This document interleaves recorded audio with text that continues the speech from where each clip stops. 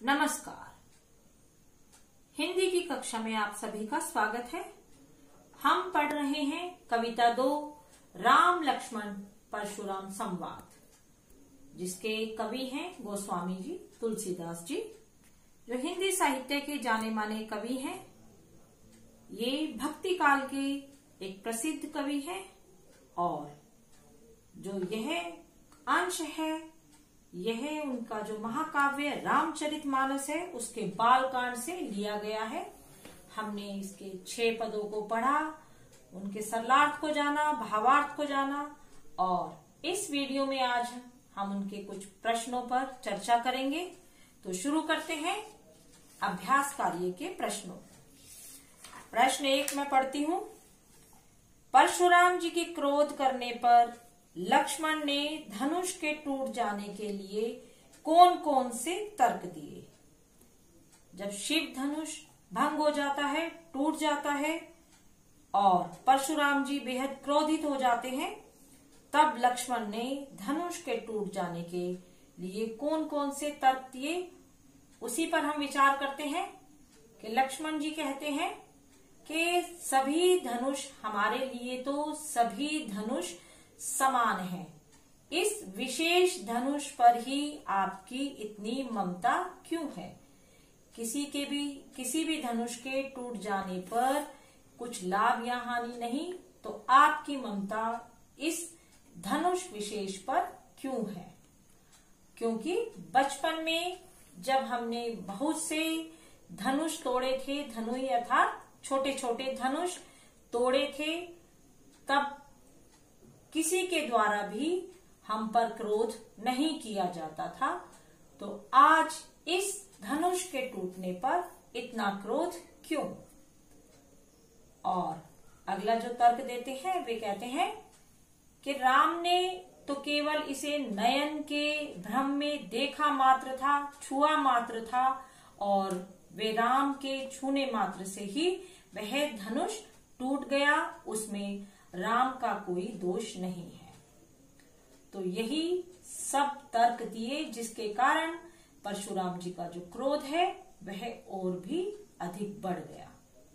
तो अब यदि हम इसका उत्तर देखें कि परशुराम जी के क्रोध करने पर लक्ष्मण ने धनुष के टूटने के लिए अनेक तर्क दिए कि बचपन में धनुष तोड़ने पर कोई भी उन पर क्रोध नहीं करता था, उनकी दृष्टि में तो सभी धनुष समान हैं, तो इस एक विशेष धनुष पर ही आपकी ममता क्यों? इसके टूटने का या क्या लाभ और क्या हानि? और राम के छूने मात्र से ही यह धनुष टूट गया, इसमें उनका कोई भी दोष नहीं है। अब चलते हैं हम प्रश्न 2 की ओर। परशुराम जी के क्रोध करने पर राम और लक्ष्मण की जो प्रतिक्रियाएं हुई, उनके आधार पर दोनों के स्वभाव की विशेषताएं अपने शब्दों में लिखिए। परशुराम जी बेहद क्रोधित थे क्योंकि जो उनके परम आराध्य थे शिव, उनका धनुष टूट गया था। इस पर राम ने भी अपनी प्रतिक्रिया दी थी और लक्ष्मण ने भी अपनी प्रतिक्रिया दी थी, लेकिन दोनों का स्वभाव बिल्कुल ही भिन्न था। यदि हम कहें कि लक्ष्मण का स्वभाव आग के समान तेज था, तो राम का स्वभाव बिल्कुल शीतल जल के समान था। तो इसी आधार पर हम देखते हैं कि राम के स्वभाव की कौन कौन सी विशेषताएं हैं। राम विनम्र स्वभाव के थे, बिल्कुल शांत स्वभाव के, और बड़ों के प्रति आदर और सम्मान था, श्रद्धा थी उनके मन में। तभी तो परशुराम जी के क्रोधित होने पर भी वे स्वयं को उनका दास बताते हैं और इस प्रकार उन्होंने परशुराम जी के मन को जीत लिया और वे परशुराम जी के क्रोध को शांत करने में भी अंत में वे सफल हुए थे। तो राम के स्वभाव की ये विशेषताएं हैं कि बहुत शील और नम्र उनका व्यवहार था, बड़ों के प्रति उनके मन में बहुत इज्जत थी, आदर था, श्रद्धा का भाव था और वे अपने आप को स्वयं को वे परशुराम जी का दास बताकर, यानी कि उसमें दूसरों का जो मन जीत लेने का गुण था वह भी राम के स्वभाव में है। अब बढ़ते हैं हम लक्ष्मण के स्वभाव की विशेषताएं देखते हैं। लक्ष्मण यूं तो परम वीर परम योद्धा थे, लेकिन वे थोड़े क्रोधी स्वभाव के या उग्र स्वभाव के थे। उन्हें गुस्सा जल्दी ही आ जाता था और यही दिखाने के लिए उन्होंने व्यंग्य भरे शब्दों से और अपने कठोर या कटु वचनों से परशुराम जी के क्रोध को और भी अधिक बढ़ा दिया। वीर योद्धा तो वे थे, लेकिन साथ साथ में बड़ों के सामने उन्हें पलटकर जवाब दिया, उनकी क्रोध को बढ़ाया, क्रोध भी दिखाया। और इसीलिए हम कह सकते हैं कि यदि राम का स्वभाव एक छाया की तरह था तो लक्ष्मण जी बिल्कुल कड़ी धूप के समान। यदि राम का स्वभाव शीतल और लक्ष्मण का स्वभाव बहुत उग्र और क्रोधी था। ठीक है, तो यह प्रश्न आपको समझ आ ही गया होगा कि दोनों के व्यवहार में क्या अंतर था।